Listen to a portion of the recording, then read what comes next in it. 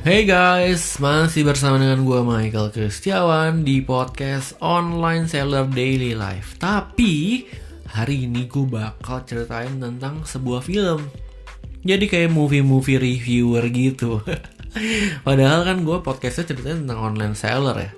Nah, kenapa gue tetap masih suka nonton? Karena film itu kadang membuat ide-ide gue bermunculan.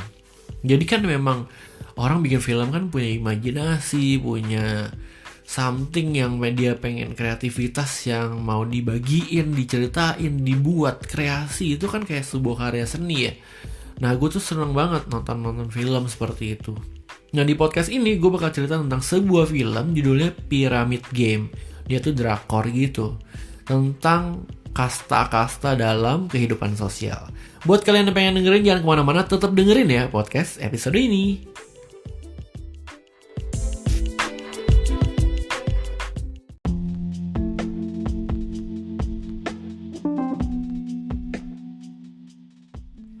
Oke, jadi sejujurnya udah lama nih gue nonton film ini. Mungkin sekitar setengah tahun gitu dari gue rekam podcastnya. Jadi mungkin gue udah karena agak-agak lupa ya. Tapi secara garis besar aja dah gue ceritain. Nah, di suatu sekolah gini ya. Jadi ceritanya ada sekolah nih. Isinya anak-anak SMA. Di situ ada yang namanya Pyramid Game. Jadi ada orang tuh kaya banget, dia yang punya sekolah, orang tuanya kepala sekolah gitu, bener-bener kaya banget ya. Dia bikin sebuah game, dia minta programmer, dia bikin game di mana satu kelas itu harus voting. Nah, masalahnya adalah ketika contohnya ada satu kelas ada 30 anak ya, dia akan voting nih, voting cuma boleh milih 5. Nah gitu kan, jadi dari 30 itu satu orang boleh milih 5. Oke. Di 5 teman itu dia gak boleh pilih dirinya sendiri. Nah bener dong, jadi dia boleh pilih 5, gak boleh pilih dirinya sendiri. Maka akan ada kemungkinan satu orang gak kepilih sama sekali, sehingga dia akan jadi yang paling bawah. Kalau gak kepilih, level paling bawah itu dia boleh dibully, terserah, ditendang lah, diapain lah, dimaki-maki, disuruh-suruh, karena nggak ada yang milih dia. Itu di filmnya kayak gitu. Nah, ketika boleh dibully, itu yang paling atas, yang paling menang, dia yang boleh ngatur boleh dibully atau enggak, boleh diapain, pokoknya yang paling atas deh. Jadi semakin tinggi kastanya, dia boleh membuli yang kasta bawahnya. Gitu terus sampai ya udah, misalnya gue dipilih sama 5 orang, gue dapat poin 5. Atau gue dipilih sama 10 orang gitu, berarti gue dapat poin 10 gitu. Nah tapi kan ada orang-orang yang gak dipilih, jadi yang 0 itu yang paling bawah dia akan dibully.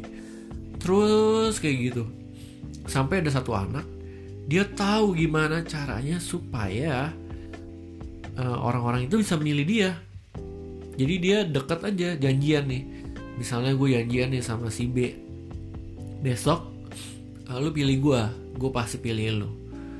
Gitu terus sehingga nggak ada yang di paling bawah, karena kan ada yang pada kepilih semua kan. Jadi kan nggak ada yang paling bawah, nggak ada yang nggak kepilih, maksudnya gitu. Nah menurut gue film ini tuh kayak sebuah apa ya namanya, kemiskinan struktural. Jadi kenapa menyambungnya ke sana ya? Karena ada sistem yang dibuat di masyarakat di mana orang-orang yang di bawah itu nggak bakal kepilih. Dia nggak bakal kepilih. Mau sampai bego pun juga dia nggak bakal kepilih. Gitu, dia akan terus di bawah terus gitu, susah banget naik ke atas, apalagi mendapatkan suara dari mayoritas gitu, susah banget. Bahkan nih gue pernah dengar nih, jadi ada orang yang udah kampanye habis-habisan nggak ada yang milih dia. Karena orang lebih milih yang paling atas, yang udah kenal aja gitu. Atau di gereja gue gitu, misalnya ada orang ya, pas lagi kemarin pemilihan majelis, gue udah sengaja milih dia, tapi tetap suaranya paling kalah karena yang tahu tuh dikit. Lain halnya sama pemilihan majelis ketika orangnya itu rajin gitu, jadi usher, jadi singer gitu ya, dia akan gampang dipilih karena orang bakal lebih tahu dia. Dan ini yang menurut gue adalah sebuah struktural sistem yang ada. Bener, ini ada. Ini nanti kapan-kapan gue coba bahas ya. Mungkin gue akan tulis dulu jadi topik berikutnya tentang kemiskinan struktural. Atau ya sebuah kasta di masyarakat. Nah, gue juga mau cerita nih tentang pembulian nih. Jadi waktu gue SMA 1 ya, seingat gue SMA 1 deh. Nah, itu ada temen gue gak suka sama gue. Dia keluarin statement-statement buruk tentang gue nih, macem-macem. Gue tuh orangnya begini. Jadi ada orang-orang yang kehasut. Dia percaya sama tuh temen gue. Terus dia orang karena gini nih, jadi lu kan kalau hidup lu beres, maksud gue kalau hidup lu beres, contoh nih, gue dapet berita dari yang dihasut itu. Yang dihasut ngomong ke gue, "Weh, Pi, lu diomongin sama temen lu tuh. Dia katanya lu kayak gini gitu." Tapi gue gak percaya sih, kan gue kenal lu. Gitu maksud gue. Jadi sebego-begonya apa ya, kalau lu tetap oke, maksudnya orang kenal lu gitu, orang tahu lu kayak gimana, lu walaupun dihasut kayak gimana pun, dibully, maksudnya bukan dibully ya, kayak difitnah gimana pun juga, tapi kalau orang tahu kebenarannya, ya lu nggak bakal tercemar. Itu maksud gue. Nah, si orang yang mau membuli gue itu, jadi kan emang dia tuh orangnya dibully. Dia orangnya dibully, dia kesel sama gue karena mungkin gue pernah ikutan bully dia. Dia kesel sama gue, dia pikir gue jadi korban gampang. Ternyata yang mendukung gue lebih banyak. Sorry ya. Jadi akhirnya dia makin dibully. Karena bayangin nih, misalnya dia ngomong ke orang lain gitu, si Michael tuh gini orangnya, parah dia tuh orangnya begini. Nah, yang dihasut makin kesel dong sama dia, karena dia tahu gue nggak kayak gitu. Ya walaupun dia misalnya yang diomongin benar gitu, tapi kan biasanya orang yang menebar gosip gitu ditambah-tambahin. Jadi ya dilebih-lebihin lah, kayak apa gitu, sehingga yang tahu kebenarannya dia ngeliat, ih malah dia yang parah nih orang, ngejelek-jelekin nama gua gitu. Nah, sehingga orang-orang yang kenal gua, ya dia ngasih tahu ke gua kalau nih orang nih jelek-jelekin gua. Terus dia makin kesel dong sama nih orang, ya makin dibully nih orang. Akhirnya tuh temen gua yang dibully sampai kelas 3 SMA dia dibully terus. Aduh, kasihan juga ya. Maka kalau lu mau nyari lawan, ya cari yang sebanding lah. Gitu.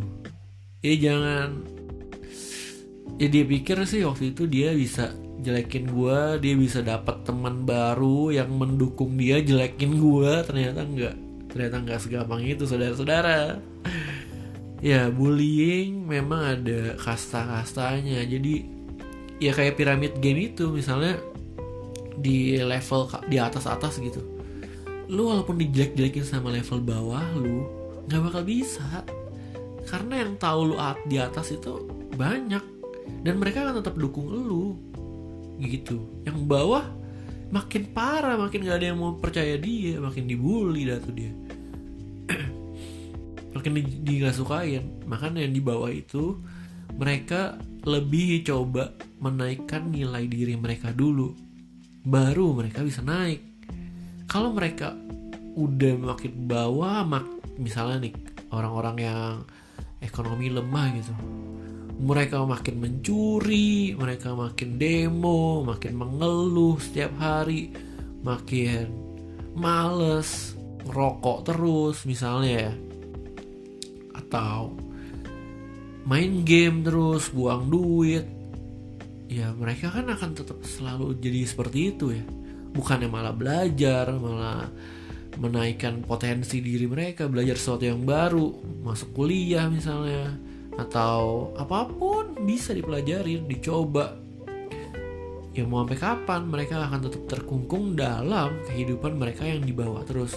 Itu nanti gue bakal bahas sebuah topik baru tentang kemiskinan struktural. Gue coba pelajarin dulu, gue coba baca-baca literaturnya. Nanti gue akan share di podcast episode berikutnya.